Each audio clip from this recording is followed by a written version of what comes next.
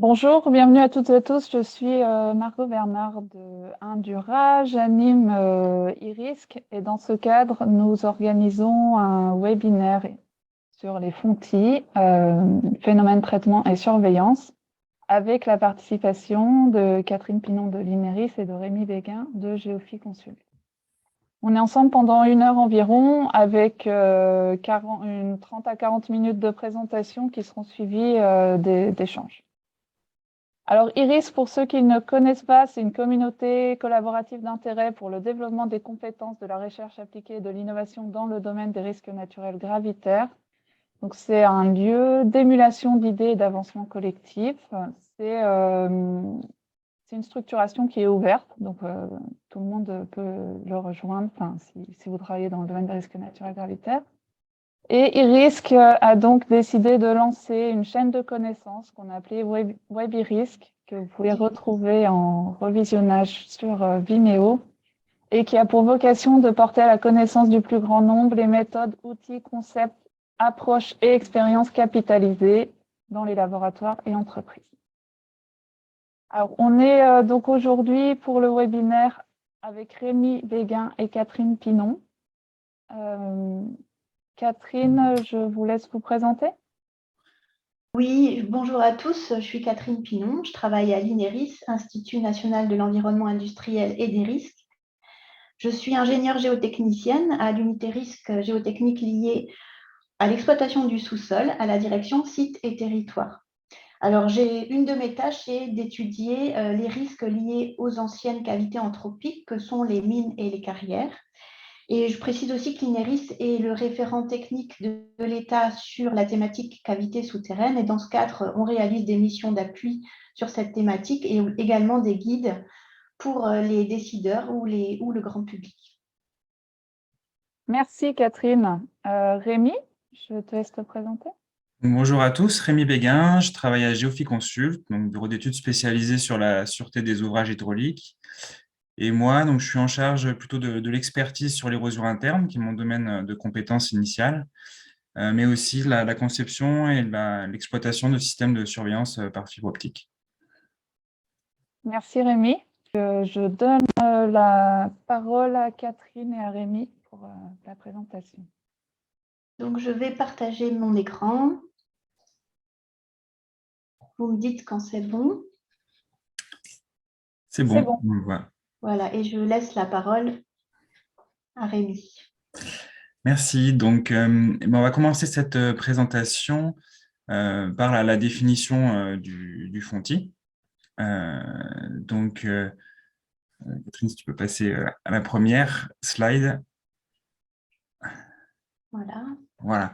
Donc, ce qu'on va parler durant ce webinaire, c'est d'un effondrement localisé de la surface qui est lié à la remontée d'un vide souterrain. Donc, les ingrédients pour avoir un fontis, c'est d'abord un vide en profondeur. Ce sera donc soit une galerie, soit un puits, des éléments anthropiques, soit un karst, une dissolution de gypse, un conduit d'érosion. Ensuite, il peut y avoir un déclencheur, la rupture d'un toit de roche, un écoulement, une surcharge, un séisme qui provoque la migration du vide vers la surface et donc la remontée du fontis sous la forme d'une cloche de fontis ou une cheminée de fontis. Durant donc toute cette présentation, on va utiliser fontis à la fois pour l'apparition en surface du fontis et aussi tout l'ensemble du processus. Donc, le plan de la présentation, on va détailler un peu les différentes origines à ces fontis. Ensuite, on va parler des traitements possibles. Et enfin, on finira par les différentes méthodes de surveillance pour les détecter. Donc, je vais commencer par les différentes origines possibles des fontis. Et je vais commencer par une première qui est le milieu karstique. Donc, où on a une dissolution du calcaire en profondeur qui engendre des vides, donc qui forment le réseau karstique, avec ensuite un déclencheur pour la formation d'un fontis qui peut être un effondrement d'un banc calcaire ou un soutirage du sol qui recouvre le karst. Donc ça, c'est la vignette du haut à droite. C'est le cas en fait où on a un réseau karstique et on a une couche de couverture de sol par-dessus. Et on a le sol de couverture qui vient s'infiltrer dans les failles du réseau karstique et donc provoquer un fontis à la surface. Donc ce qu'on appelle soutirage ou débourrage du sol en surface. On a sur la photo du bas un exemple typique dans le Val d'Orléans où on a la couche de couverture qui est un sol alluvionnaire qui s'infiltre dans le réseau karstique qui est en dessous. Et ce phénomène, il est favorisé par un battement de la nappe de la Loire, donc des montées-descentes de la nappe qui favorisent cet écoulement du sol à l'intérieur du réseau. Un autre type d'origine qui est assez connu, c'est les gypses, donc les évaporites dans les gypses, avec des mécanismes qui seront assez similaires, dissolution du sol en profondeur et puis remontée du fontis.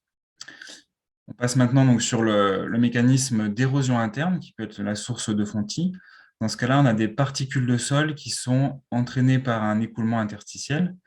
Donc là, il y a un exemple d'une situation typique, c'est une digue de canaux, par exemple du Rhin ou du Rhône, qui est formée d'un noyau en sol fin, mais ici, c'est un exemple en limon, sur une fondation en sol alluvionnaire, en sable et gravier, qui n'est pas parfaitement imperméable, hein, et donc il y a des écoulements à travers l'ouvrage qui peuvent venir éroder des particules de sol fin et les entraîner. Donc c'est ce qu'on appelle l'érosion interne. Il y a différents types de mécanismes d'érosion interne. Ici, c'est un exemple parmi d'autres, qui est l'érosion de contact, où on voit dans les petites vignettes, donc c'est des essais en laboratoire, où on voit le limon, la couche grise, hein, qui est détachée par l'écoulement et entraînée dans la fondation, et qui crée ce vide qui remonte, on le voit au laboratoire là, sur quelques centimètres, mais qui, dans un ouvrage réel, va pouvoir remonter sur toute la hauteur du noyau et former sur la crête un fontis, comme on voit sur l'image en haut à droite, ce qui est un fontis apparu sur une digue du Rhône assez similaire au schéma. Je te passe du coup la main, Catherine, sur les origines anthropiques. Oui, du coup, comme nous l'a expliqué Rémi, un fontis peut avoir plusieurs origines. Il nous a présenté les fontis qui sont liés au karst ou encore à l'érosion interne, mais les fontis ou effondrements localisés apparaissent également aux droites cavités d'origine anthropique, comme les mines, les caves ou les carrières souterraines. Cette instabilité locale qu'est le fontis est alors liée à un mauvais dimensionnement des exploitations souterraines. La largeur des vides, qu'on appelle également portée, est trop grande. Et du coup, le processus classique, c'est une rupture du premier banc du toit de la galerie qui va créer une cloche de fontis, qu'on appelle aussi cheminée.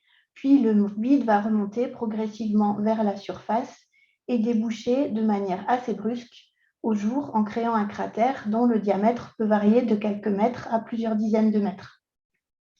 Le phénomène de fontis peut aussi se déclencher en cas de rupture d'un pilier d'une exploitation souterraine, et on parle alors plutôt d'effondrement localisé. Ce qu'on note, c'est que la cloche d'éboulement se développe généralement verticalement si le terrain est rocheux, mais si les terrains sont boulants comme des sables par exemple, la cheminée peut remonter avec un certain angle et impacter des terrains non sous-cavés à l'origine. Ce type de mécanisme peut se développer aussi sur de grandes hauteurs. En effet, les retours d'expérience ont montré que, sauf spécificité géologique ou d'exploitation, toutes les cavités d'ouverture classiques entre 2 et 4 mètres de hauteur, toutes les cavités situées à moins de 50 mètres de profondeur sont susceptibles de provoquer ce type de phénomène en surface. Alors, ce type d'instabilité qu'est le fontis est assez fréquent et il peut se produire au-dessus de tout vide, même ceux d'extension limitée, notamment les anciens puits d'exploitation, qu'on appelle aussi marnières ou catiches dans certains départements français. Et donc, ces ouvrages sont parfois refermés en tête par des ouvrages maçonnés ou des moellons qui peuvent se dégrader avec le temps et du coup provoquer le même type de phénomène que tout à l'heure, donc des cratères en surface. On a également le cas du puits qui est mal traité ou mal remblayé, où les remblais peuvent être mobilisés notamment en présence d'eau. Ils peuvent débourrer, c'est-à-dire s'écouler au sein des ouvrages souterrains et avoir pour conséquence la formation du cratère. En tout cas, la manifestation en surface est globalement assez identique, c'est-à-dire que les dimensions de la cheminée et du désordre peuvent être variables et dépendent de la nature et de l'épaisseur des terrains compris entre le vide et la surface, mais on note que le fontis est souvent de forme circulaire. La cloche d'éboulement, on l'a vu, se développe plus ou moins lentement vers la surface, mais elle débouche de manière très brusque en surface et du coup peut provoquer des désordres conséquents sur les personnes et surtout sur les biens. Vous le voyez sur les quelques photos à droite. Et puis, on se souvient de l'effondrement le plus récent qui a eu lieu à Bapaume en 2010 sous un parking de supermarché. Heureusement, ça n'a pas fait de victimes. Alors, il y a des facteurs qui influencent la stabilité d'une cavité souterraine et qui donc vont influer sur la formation ou non du fontis. Il y a d'abord des facteurs qu'on dit intrinsèques au site, c'est-à-dire pour les mines, les carrières ou les karstes, la lithologie de la carrière, donc quelle est la nature du mur, du pilier, du recouvrement, comment est la fracturation des piliers, des toits, quelle méthode d'exploitation a été utilisée et avec quels outils, si c'est plutôt des explosifs ou des méthodes manuelles. Et enfin et surtout, ce qui va influencer la stabilité, c'est la géométrie des vides, comme on l'a dit tout à l'heure. Si la portée, c'est-à-dire que la largeur entre les piliers est excessive ou encore si le nombre de piliers est insuffisant, alors il y a entre guillemets plus de chances qu'un fontis se déclenche. Pour l'érosion interne, le facteur intrinsèque primordial est la granulométrie qui va permettre ou non l'entraînement des particules de sol. Il y a également des facteurs qu'on dit externes aggravants. En effet, les processus d'évolution d'une cloche de fontis vont dépendre de l'occurrence de ces facteurs qui sont susceptibles de modifier les conditions d'équilibre du milieu et d'accélérer en fait la rupture. Ces facteurs peuvent être naturels ou anthropiques. Alors, outre le facteur temps qui se caractérise par une baisse de la résistance du massif, on retiendra principalement l'eau. Alors, les crues quand on parle d'érosion interne, mais aussi les infiltrations naturelles ou liées aux fuites d'eau pour les cavités anthropiques. Et puis, bien sûr, il y a l'action de l'homme qui va générer des surcontraintes, des vibrations, des ébranlements ou alors des pollutions qui peuvent influencer la stabilité de la cavité souterraine. Alors, on a vu ce que c'était le phénomène de fontis, les origines possibles, ses manifestations en surface. Est-il possible et comment est-il possible de le traiter? Alors déjà, cela dépend beaucoup du contexte. Il faut déjà se poser la question, est-ce qu'on est en situation de crise, c'est-à-dire le désordre a-t-il déjà eu lieu? Il y a déjà ou non un cratère en surface? Et dans ce cas, le plus important, avant de traiter et de faire un vrai diagnostic, il faut comprendre l'origine. L'origine, pourquoi il y a eu un fontis, quel est le mécanisme? Et en effet, on ne traitera pas un fontis d'origine karstique comme un fontis lié à une rupture de toit d'une galerie rocheuse. On peut aussi être en situation ou en phase préventive, c'est-à-dire qu'il n'y a pas eu encore d'effondrement en surface, mais il y a une menace de ruine imminente qu'on a détectée en souterrain, ou alors on veut protéger les structures existantes que sont les bâtis ou la voirie, ou encore on a envie de construire en surface, donc toujours des bâtiments ou des voiries. Dans ce cas, il y a trois possibilités. Soit on va décider de surveiller le phénomène, soit on va le traiter, ou alors la dernière solution, on peut déplacer les enjeux. En tous les cas, en phase préventive, il y a 5 questions, 5 critères principaux auxquels il va falloir répondre. Le premier, quels sont les aménagements actuels ou prévus en surface? Le deuxième, quels sont les objectifs de sécurité recherchés et notamment les mouvements de terrain admissibles en surface? De quelles données du site naturel dispose-t-on? Quelles sont les contraintes pour les travaux? Et enfin, et surtout, quelle est l'enveloppe financière disponible? On peut distinguer dans les méthodes de traitement en phase préventive les méthodes actives qui, elles, vont agir directement sur les ouvrages souterrains et les méthodes passives qui vont concerner les enjeux de surface sans toucher au vide. Les techniques de prévention dites actives font appel à des traitements qui s'opèrent sur les cavités directement, soit en les consolidant, soit en comblant les vides ou encore en les effondrant. En tout cas, le principal objectif est de diminuer, voire d'annuler la prédisposition du site à subir des instabilités.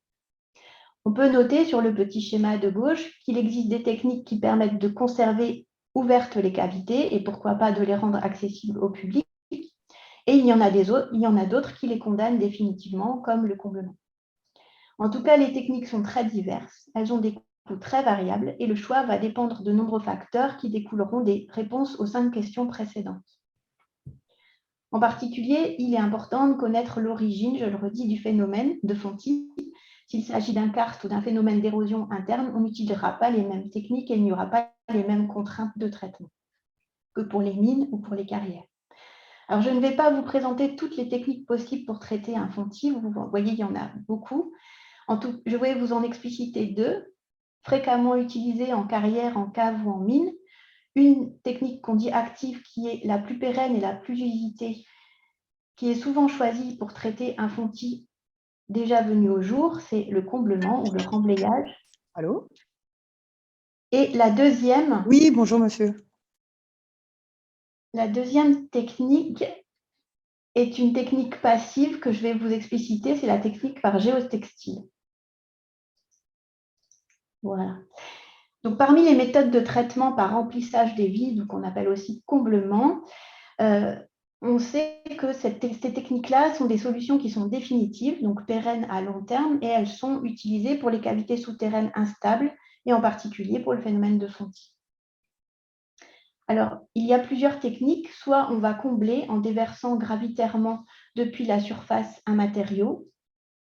Le but, c'est de réduire le plus grand volume possible de vide afin d'écarter le risque de fontis et de limiter les mouvements de terrain en surface. On va les limiter à des amplitudes admissibles. Et du coup, en matériaux, on peut utiliser des matériaux très variés en fonction des opportunités, que ce soit des déblais, des terres de fouille, des stériles miniers, mais l'essentiel, c'est qu'il faut que ce soit un matériau inerte. Une autre technique consiste à remplir totalement le vide, mais aussi à restituer la compacité initiale du terrain, notamment par injection de mortier ou de coulis. Et du coup, on va interdire tout mouvement perceptible en surface et on va utiliser ces techniques plutôt dans le cas de zones destinées à la construction.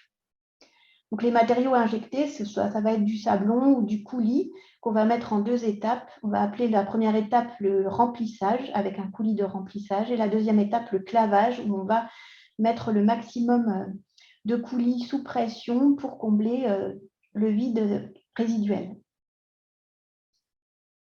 Alors, bien sûr, il va falloir faire attention à certaines choses. C'est qu'il faut respecter les contraintes environnementales dans le cadre du comblement. Les matériaux de remblai ne doivent pas présenter de risque de pollution non plus par rapport à l'eau. Ce qui est très important aussi dans cette technique de remblayage, c'est qu'il va falloir mettre en place des barrages en souterrain, afin de bien maîtriser le volume de produits injectés et d'éviter des fuites dans les zones non voulues. Ces barrages sont souvent compliqués à mettre en place parce que ça va être fait dans des atmosphères confinées, mais ils sont vraiment indispensables.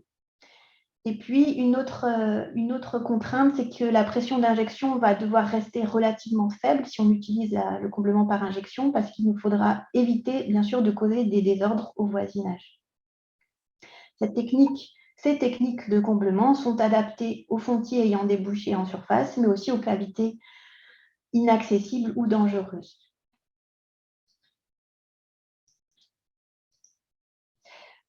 Un petit point aussi pour le comblement en phase préventive, il faut préciser que quand on comble, on va souvent prendre une marge de sécurité par rapport à la zone à traiter. Là, en l'occurrence, pour par exemple sécuriser cette maison, l'enjeu en surface, on ne va pas combler uniquement sous la maison, mais on va prendre une marge de sécurité.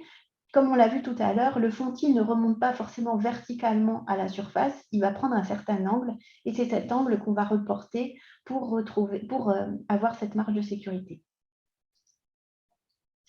Alors, une autre technique que je vous présente aujourd'hui, et qui est une technique passive, c'est la mise en place d'une géogrille ou d'une dalle en surface. L'objectif, c'est de supporter les éléments surplombant les cavités, d'avoir un effet d'arche et d'éviter les déformations inadmissibles susceptibles de mettre en péril soit la stabilité des ouvrages de type route, donc plutôt les ouvrages de type linéaire, mais aussi de mettre en sécurité les personnes. La géogrille, elle, est adaptée au cas de vide mal localisé, mais également en cas de cheminées de fontis plus ou moins évolutives qu'on aurait observé en souterrain.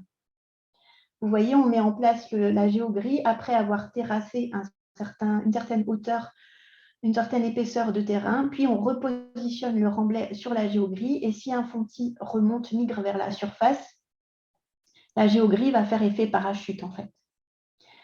La dalle, elle, est une technique qui fonctionne uniquement pour les petits vides, qui sont bien connus, bien localisés, proches de la surface ou alors qui débouchent proches de la surface, et notamment les puits, les têtes de catiche, les têtes de crayère, les cheminées de fontis qu'on aurait observées depuis le souterrain.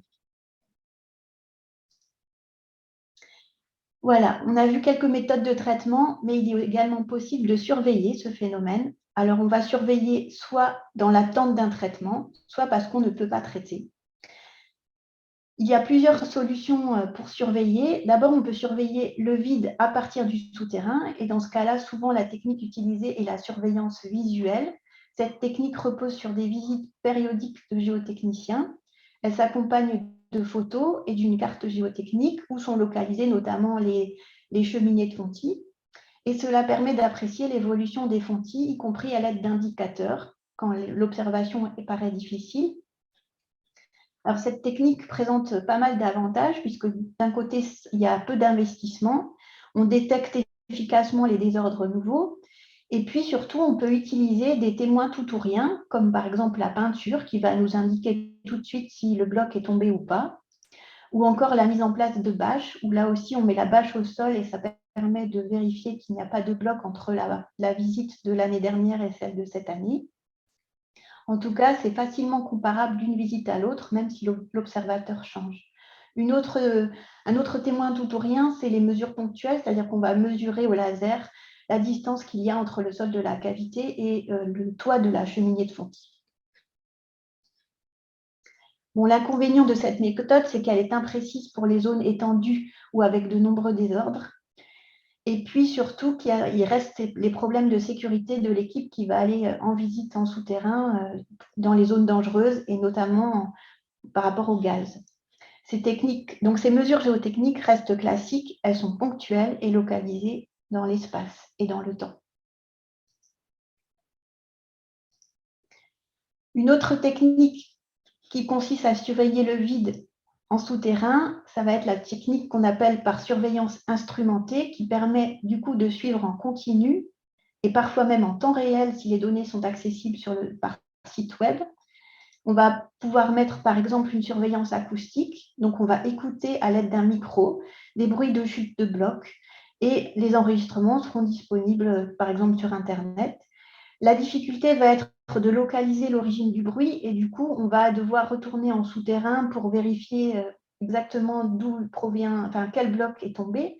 Mais en l'occurrence, comme on le voit sur le graphe, on peut donc enregistrer les chutes de blocs et regarder leur occurrence.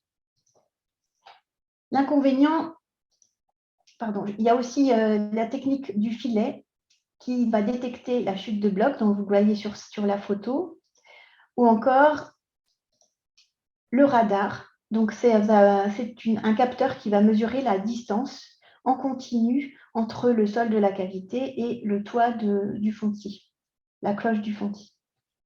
L'inconvénient de ces méthodes de surveillance, c'est que la pose des appareillages peut s'avérer complexe dans des zones d'accès difficiles ou encore s'il y a des désordres importants. Et puis, un autre inconvénient, c'est que les coûts de maintenance, d'installation et dû au nombre de capteurs peuvent devenir importants à terme. On peut également surveiller depuis la surface. Alors, on va surveiller le vide depuis la surface. Il y a différentes techniques, notamment à forage.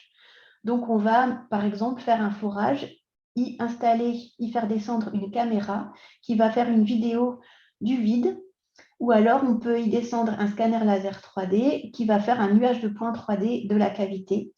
Et des mesures répétées dans le temps de ces techniques permettent alors d'identifier et de localiser les chutes de blocs et l'évolution de la cloche de fontis. Le principal inconvénient, c'est qu'en faisant un forage, on risque d'aggraver le fontis.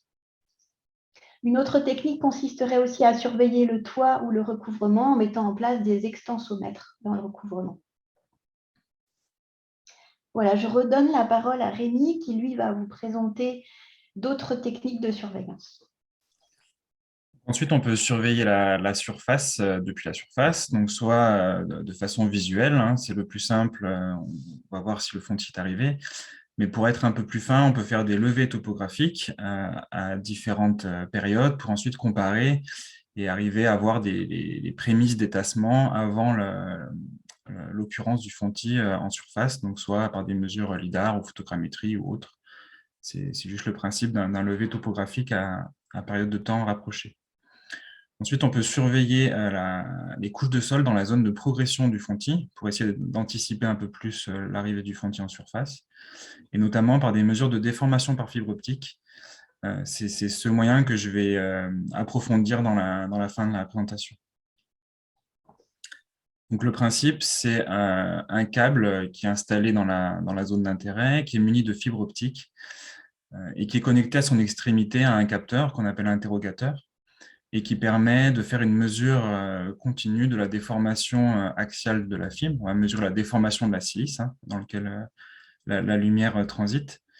Et c'est une mesure qui va être, si on a un pas spatial de 1 mètre, qui est quelque chose d'assez classique pour ce type de capteur, on va mesurer une mesure moyenne de la déformation axiale de la silice chaque mètre.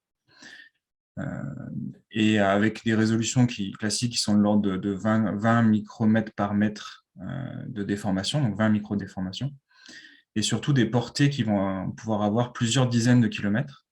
Donc avec un seul capteur, on va pouvoir avoir, si on a un pas d'1 mètre et 20 km de portée, on va pouvoir avoir 20 000 mesures de déformation avec un seul appareil. Donc le principal intérêt de cette méthode, c'est de surveiller des longs linéaires ou de mailler finement une zone d'intérêt. Donc, le principe, c'est qu'on installe le câble dans la zone de progression, d'abord pour détecter les événements. Une simple détection des zones de déformation va déjà être intéressante. Et on va pouvoir aller un peu plus loin, on va pouvoir essayer d'identifier des signatures typiques de déformation. Donc, on voit là dans l'exemple à droite la déformation en micromètres par mètre mesurée par l'appareil le long du câble. L'axe des X, c'est les mètres le long du câble. Et on a cette signature classique lorsqu'on est en petite déformation. On a 2 pics de traction qui sont mesurés sur le câble qui entoure un pic de compression. Donc, c'est quelque chose qu'on retrouve par le calcul ou numériquement aussi. Ensuite, si le phénomène progresse et qu'on a des plus grandes déformations et des fissurations, on va basculer vers une signature différente, qui est une signature avec un pic unique de traction. Donc, en repérant ces signatures, on peut voir un peu à quel stade on en est de progression et on peut faire une première quantification, des estimations de taille d'événements. Donc, cette méthode peut servir pour une surveillance continue, donc si on laisse un appareil à demeure avec une remontée d'alerte. Ça peut servir pour une surveillance régulière, cette fois si on revient une fois par mois ou une fois par an à porter l'appareil et faire une mesure et on compare à l'état précédent. Ou alors à faire des contrôles suite à des événements exceptionnels, notamment des crues, des séismes, pour contrôler par rapport à l'état avant l'événement. Pour illustrer d'abord une étude expérimentale conduite par EDF, donc on voit en haut à droite, c'était un remblai plutôt sableux qui avait été équipé avec un maillage de fibre optique à différents niveaux. Donc là, on voit il y a 4 niveaux qui ont été instrumentés, c'est une coupe, ce qu'on voit en bas à droite. Donc un remblai de 1,5 m de hauteur et qui était muni à sa base d'une plaque sur des vérins. Et donc en abaissant la plaque à la base, on générait un fontis artificiel. Et donc on voit sur les images en haut à gauche l'apparition du fontis en surface, donc qui a pu permettre de tester des méthodes LIDAR et photogrammétrie. Mais ici, on va plutôt s'intéresser au graphe en bas à gauche, donc qui sont la déformation mesurée par les différents câbles à fibre optique à différentes hauteurs au-dessus de la plaque.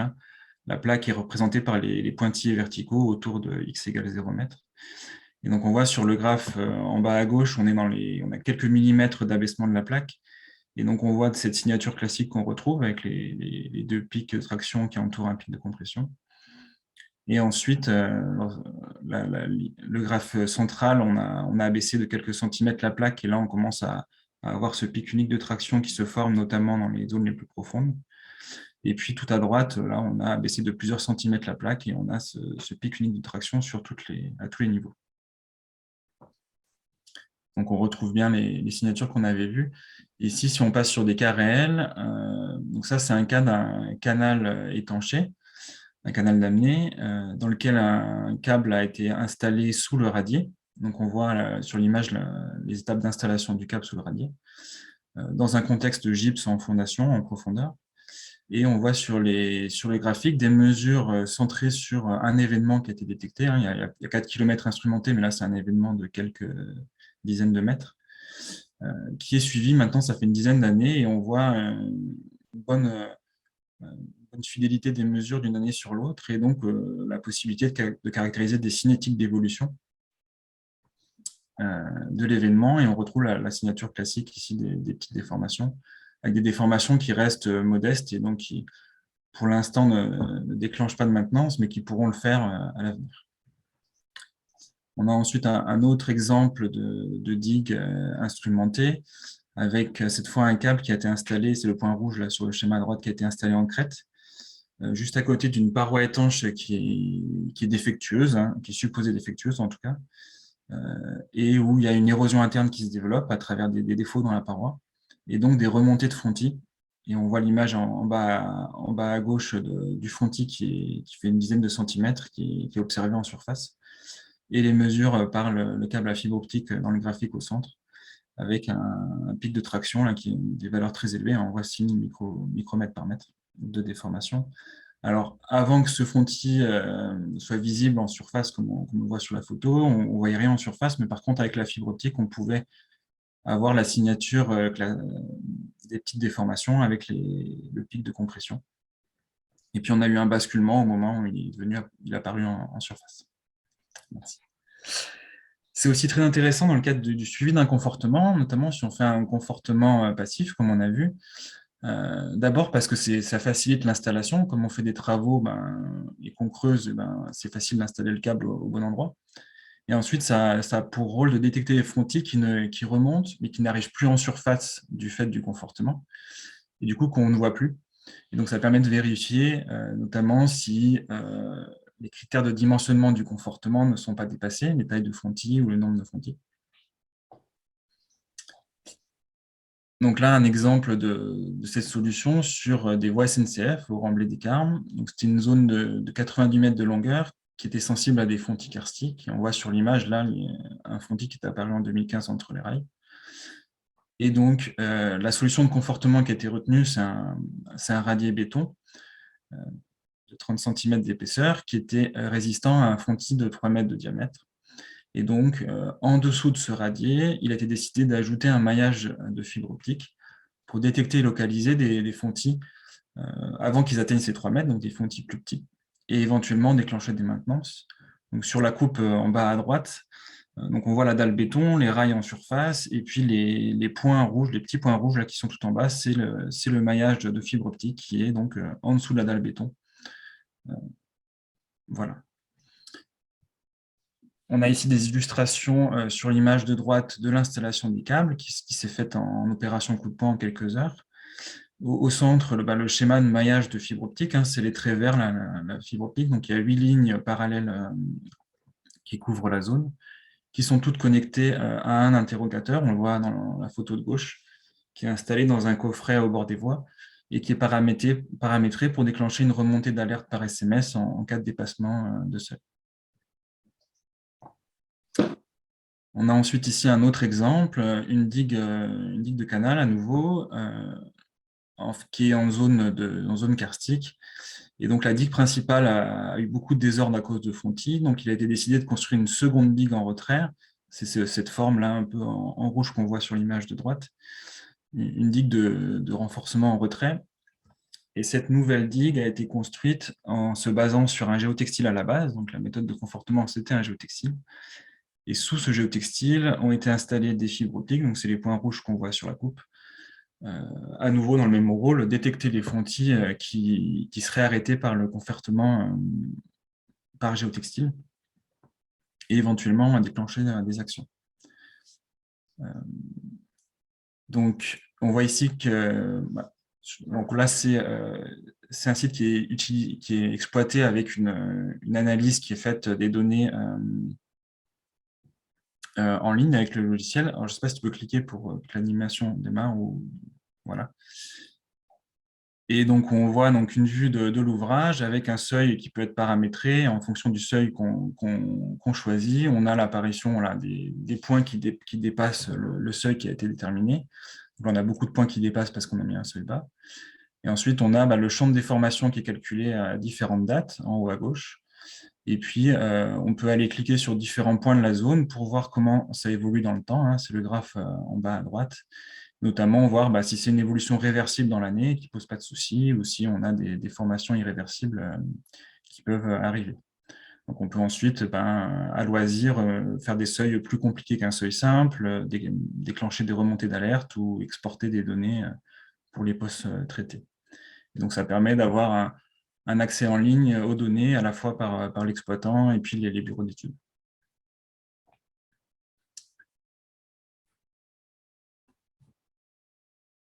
Donc, voilà, on peut passer, je pense, à la suivante.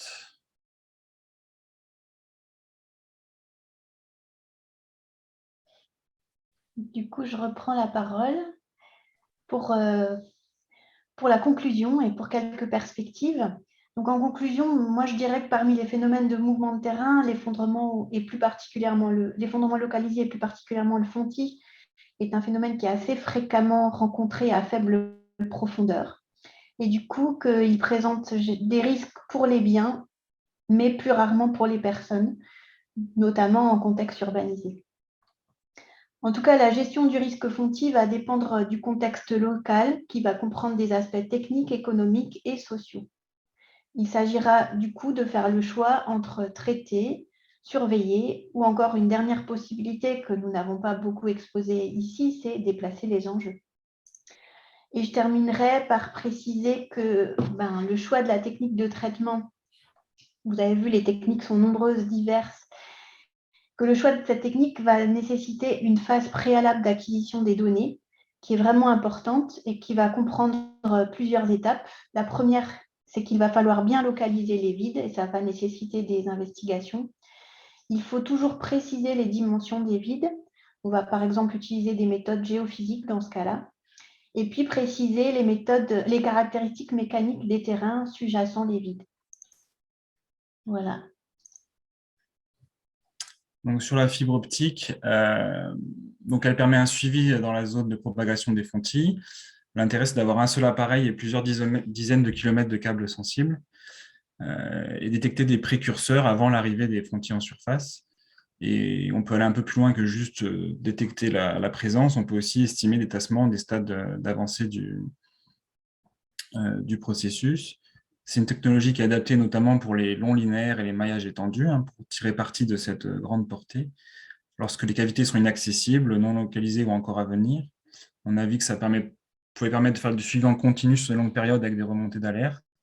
Et puis, on a vu que c'était particulièrement intéressant pour du suivi de confortement, lorsque les fontis sont plus visibles et pour permettre de vérifier qu'on ne dépasse pas les critères de dimensionnement du confortement, éventuellement déclencher une maintenance. Donc, pour aller plus loin, on a listé ici les différents guides de l'INERIS et des références aussi sur la fibre optique, sur les différents éléments qu'on a présentés. Et puis, je pense aussi vous pourrez nous contacter pour plus de détails après les présentations. On aura aussi d'autres éléments à vous apporter si besoin. Je vous remercie pour votre attention et donc je pense que je vais laisser la main à Margot pour la phase de questions. Merci, merci Catherine, merci Rémi. Alors, on a déjà quelques questions, donc je vais les prendre directement. Donc, quelles sont les périodicités typiques de visite préventive ou de surveillance renforcée? Alors, c'est dans le cadre de quelle technique? Pour la surveillance visuelle du souterrain? Je pense que c'était en effet au moment de la surveillance visuelle. Oui. D'accord. Ça va dépendre vraiment de l'état initial, l'état zéro de la cavité souterraine.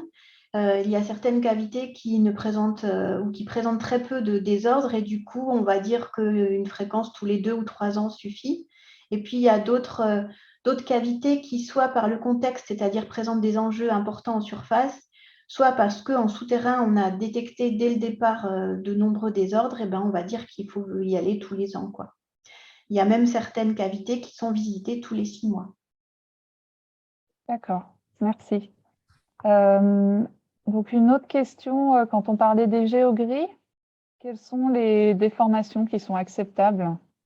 Acceptable. Oui, c'est de l'ordre du centimètre. Ouais. Alors, quand on dit admissible, c'est de l'ordre du centimètre. Et du coup, en fait, ils vont jouer sur la rigidité de la géogrille pour justement réduire ou non le tassement admissible. Donc, on parle de tassement, hein, donc c'est vraiment du centimètre. Mais du coup, plus on rigidifie la géogrille et plus ça va devenir cher. Voilà. D'accord. Alors ensuite, on a quelques questions sur la fibre optique. Donc, je pense que la première question a déjà été répondue, mais je vais quand même te laisser confirmer, Rémi. Le suivi par fibre optique, est-ce qu'il peut passer par des fibres optiques existantes ou est-ce qu'on est toujours obligé de faire des travaux d'installation? Il faut des câbles en fait où la silice qu'on va mesurer soit bien liée au sol en place, et donc il faut des câbles spécifiques et qui soient aussi installés en pleine terre. Alors, en théorie, c'est pas impossible d'utiliser un câble existant si on veut pas trop de précision, mais en pratique, ça arrive quasiment pas. Moi, ça n'est jamais arrivé, il est jamais au bon endroit ou il n'a jamais les bonnes caractéristiques. D'accord, merci. L'outil que tu as présenté, donc la question est de savoir qui est-ce qui le développe et comment est-ce qu'il s'appelle cet outil? Je ne sais pas si c'est le logiciel de visualisation. Bah, ça, Oui, c'est notre, je pense que ça, oui. oui, ça, c'est notre logiciel de visualisation interne qu'on développe pour les clients et qu'on adapte un peu à chaque site. Voilà. Il n'a pas de nom particulier. Voilà. D'accord, donc développé par Geoffrey Consult. Oui. Euh, Est-ce que les... Oui, Catherine? Oui, je précise aussi que l'INERIS a également ce type d'outil et chez nous, ça s'appelle iScenaris. D'accord. Mhm. Merci. Est-ce que les techniques de surveillance par fibre optique sont opérationnelles sur des grands linéaires, plusieurs kilomètres? Et donc, pour information, Gildas Nourri dit que le BRGM mène des actions de recherche sur le sujet avec des techniques DAS. Donc, oui, donc on peut aller à ce que j'ai dit, 20 ou 30 km, même plus parfois de portée sur un câble. Ah, donc après, ça, c'est si on a un seul câble. Après, si on veut mailler, bah, du coup, ça va. Enfin, on peut interroger les lignes au fur et à mesure, donc ça ne peut pas forcément limiter la portée. Avec cette portée-là, on a des précisions, comme j'ai mis, de l'ordre de 20 micromètres par mètre. Après, si on veut être. Et une mesure tous les mètres, à peu près, hein, ou 50 cm, 1 mètre. Si on veut être plus précis ou plus raffiné, on peut changer de type d'appareil. Et là, on est à l'ordre du centimètre de résolution, mais par contre, on a des portées beaucoup plus limitées de l'ordre de 100 mètres. Et ça, c'est si on veut aller au centimètre et au micromètre par mètre. Donc, c'est rarement adapté pour le fonti. Et ensuite, bah, sur les mesures d'AS qui ont été évoquées, oui, donc c'est quand on commence à faire des mesures acoustiques avec la fibre optique. Donc voilà, ça c'est le sujet qui avait été évoqué, je crois, pour travaux de recherche du BRGM. Voilà, nous, pour l'instant, on n'a pas encore mis en œuvre ce type de solution. D'accord. Est-ce que tu peux donner des ordres de grandeur de coût? Il y a pas mal de questions sur le coût de la fibre optique. Est-ce que ça vaut justement, est-ce que ça a un grand intérêt de mettre de la fibre ou est-ce que c'est pas plus élevé de mettre de la fibre que de faire un traitement systématique avant la construction des ouvrages? Voilà. Je ne sais pas si tu peux apporter des éléments là-dessus. Bah, c'est sûr, c'est une question qui va se poser à chaque fois, hein, parce que donc, la fibre optique en elle-même ne coûte pas très cher, hein, c'est de l'ordre de quelques euros du mètre, donc ça va rarement être le poste principal. L'appareil, lui, peut coûter HSR, hein, c'est plutôt de l'ordre de 80 000 ou 100 000 euros l'appareil. Donc, c'est pour ça que c'est intéressant souvent quand on a des grands linéaires ou des grandes zones à investiguer. Hein. Si on a juste quelques mètres, c'est sûr que ça ne sera pas compétitif. Et puis après, bah, il y a des coûts de conception et d'exploitation. Hein. Donc, Et je pense qu'effectivement, c'est quand même réservé à des ouvrages à enjeu ou voilà. Pour une maison, c'est sûr qu'on ne va pas mettre ça en place. D'accord. Et est-ce que c'est réservé à des déformations plutôt très petites? Demande Anne. Et ben, en fait, on couvre une gamme qui est assez large, hein, parce qu'on commence à 20 micromètres par mètre, qui est assez petit. En fait, on va avoir des choses assez fines qui vont souvent pas être pertinentes du point de vue fonti, hein. On est vraiment dans des tout petites déformations. Euh, et on va commencer à détecter quelque chose. Et ensuite, on peut aller jusqu'à, on a vu là, quasiment 10 000 micromètres par mètre. On est à de l'ordre du pourcent, de plusieurs pourcents de déformation du câble. Donc, on commence à avoir des grosses déformations, des fissurations. On va couvrir toute cette gamme avec le capteur. En gros, si on est en dessous, on ne voit rien. Si on est au-dessus, on va avoir à la fin des risques de casse du câble ou être hors gamme. Et on a une plage qui est très large et sur tous nos sites, on n'a jamais eu de casse du câble. Donc, on est toujours resté on voit des choses et on n'est pas encore au maximum, quoi. D'accord. Et justement, comment sont fixés les seuils d'alerte? Est-ce que tu as des valeurs typiques à nous donner? Bah, ça, c'est une question qui est traitée en conception. Ça va dépendre à chaque fois du site, de la taille des fontis, et puis aussi de qu'est-ce qui est grave ou pas pour l'ouvrage, hein. Souvent, on va pouvoir accepter d'avoir des petites déformations et ce qui va poser problème, c'est uniquement les gros événements. Donc voilà, en fonction de l'objectif, on va régler différemment ce seuil. Et en plus, on va donner une première valeur en conception et généralement, on se donne une période de 1 ou 2 ans d'apprentissage où on va pouvoir l'ajuster en fonction de ce qu'on mesure. Mais les ordres de grandeur, bah, c'est quelques centaines de micro-déformations. C'est des formations qu'on voit assez classiquement, qui sont souvent réversibles, qui ne sont pas forcément effrayantes. Et puis, lorsqu'on arrive à 500 micro-déformations ou à 1000 micro-déformations, là, c'est généralement les valeurs qu'on a observées lorsque les fontis se propagent, quoi. Donc, on va caler des seuils entre 200 et 2000, quoi, sur les sites. D'accord, merci. Alors, on revient un peu sur le phénomène Fonti. Peut-être plus pour toi, Catherine. Est-ce que tu as des exemples où des enjeux ont été déplacés? Oui, alors moi j'ai en tête l'exemple dans les mines de fer de Lorraine. Donc c'est du minier, mais voilà, les maisons ont été détruites parce qu'on ne pouvait pas remblayer les cavités sous terre. Il y avait trop de vide à combler et du coup ils ont préféré évacuer les personnes et raser les maisons et les reloger.